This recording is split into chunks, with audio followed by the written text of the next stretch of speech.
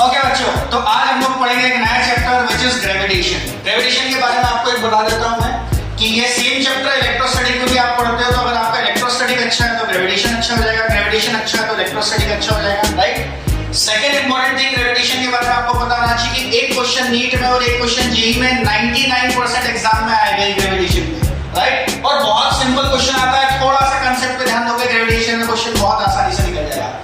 Gravitation के बारे में थ्योरी आपने पढ़ी होगी, न्यूटन है, न्यूटन पेड़ के नीचे बैठा था, एप्पल गिरा, वो स्टोरी सबको आती है, उसमें बोर नहीं करेंगे। तो पहला लॉ जो हम लोग पढ़ रहे हैं that is Newton's law of gravitation. क्या है टॉपिक का नाम? Newton's law, Newton's law of gravitation. अब न्यूटन भाई ने क्या बोला? न्यूटन ने कहा कि दो लोग होने चाहिए। कितने लोग होने चाहिए? दो लोग। तो अगर मैं इसको थोड़ा सा डिटेल में बताऊं तो ये दोनों लोग पॉइंट मासेस होना चाहिए। कैसे होना चाहिए बच्चों? Point masses. अच्छा, पॉइंट मास का मतलब क्या होता है कि अगर इन दोनों के बीच का जो डिस्टेंस है, इस डिस्टेंस के रिस्पेक्ट से इनकी साइज बहुत छोटी होना चाहिए, राइट। अगर आप पूछोगे सर अर्थ और सन के बीच में भी तो ग्रेविटेशन लॉ है, बट अर्थ पॉइंट थोड़ी ना है या सन पॉइंट थोड़ी ना है, बिल्कुल सही। बट अर्थ और सन के बीच का अगर हम डिस्टेंस देखेंगे तो 15 लाख करोड़ है। इसके कंपैरिजन में अर्थ का radius is only 6400 kilometre, correct. तो 15 लाख किलोमीटर के कंपैरिजन में सन और earth as a point object का हम करते हैं, राइट। तो अगर डायरेक्टली हमें फॉर्मूला लगाना है तो दोनों पॉइंट कैसे होना चाहिए? पॉइंट मासेस होना चाहिए। एंड इन दोनों का बीच का जो डिस्टेंस है वो r दिया हुआ है।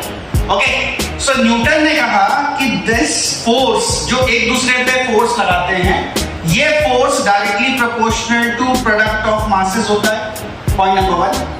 ये force directly proportional to inversely proportional to square of the distance between them होता है, ठीक है। अब इन दोनों को जब हम कंबाइन करेंगे तो ये हमारा फॉर्मूला ऐसा कुछ बन जाएगा m1 m2 by r²। फिर बच्चों बहुत सारे एक्सपेरिमेंट्स किए गए और एक्सपेरिमेंट के बाद हमें एक कांस्टेंट मिला जिसको हम कैपिटल G से डिनोट करते हैं। तो फॉर्मूला बन जाता है G m1 m2 by r², correct. What is capital G?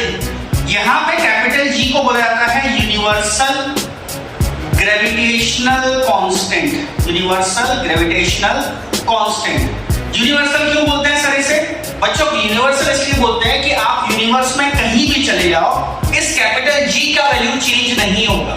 Capital G का वैल्यू चेंज नहीं होगा, इसलिए इसको यूनिवर्सल ग्रेविटेशनल कांस्टेंट बोलते हैं, जिसका वैल्यू होता है 6.67 × 10⁻⁻11।